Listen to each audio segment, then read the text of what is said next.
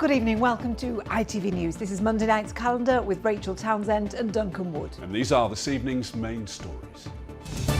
Supporting their sisters, the Hull organisation helping women escape abuse is in desperate need of a new home.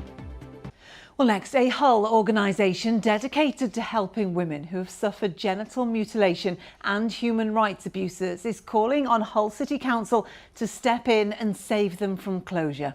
Yes, Hull Sisters has supported 500 vulnerable women and children in the city, helping them escape violence and racism and gain independence. But over 10 months after losing their old building, they're still working out of volunteers' houses and desperately looking for a permanent refuge. Catherine Walker's report features women who've waived their right to anonymity to share their stories. Ilham is one of 76 victims of genital mutilation who relies on this group in Hull. This is the one place we can share our problem. They feel comfortable and they speak free because they are not ashamed, because all of us, we are women. Kadra Mukhtar also struggles with the mental and physical complications of genital mutilation. Before, when I feel tired, when I come to them and talk my language, or other women speak together, and sometimes if I have problem, I tell my problem, and then if I need to make appointment with the hospital with my children, they come in to help, but at the moment I don't have any help. Hull Sisters is the only service of its kind in the city, supporting women and children who've suffered human rights abuses, violence and racism. Figures seen by ITV show the number of women turning to them for specialist help has doubled in the last 2 years. In 2018, volunteers say they supported 201 women in Hull. In 2019, that rose to 450, and by 2020, the number of women needing specialist help reached 501.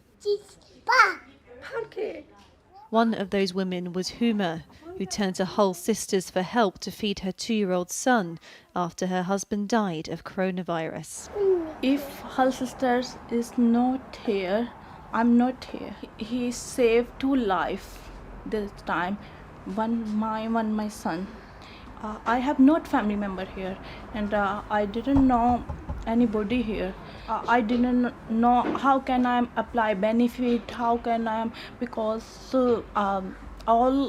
before all activities do my husband.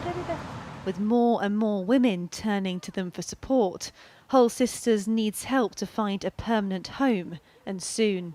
After they lost their building 10 months ago, they've been renting space in cafes and working out of volunteers' houses. What difference would a permanent home make to you? That was the only place where they were getting support, independence, freedom, and in culturally appropriate environment, they were flourishing, growing up. But now, since the centre has been closed, they have nowhere to go. In a statement, Hull City Council said they've met with Hull Sisters to offer them alternative premises. They added, we're currently in discussions with them regarding the letting of a suitable venue in Hull. We feel good when we see each other face to face, but unfortunately nobody can hear us. We need someone to hear us. We are here. We are women. We are human beings. We need our building. After months of waiting, Ilham and other women using the service hope these talks will turn into action, and quickly. If this group closes for good, they simply don't know where else they can go. Catherine Walker, ITV News in Hull. The vital work there of the Hull Sisters will still to come.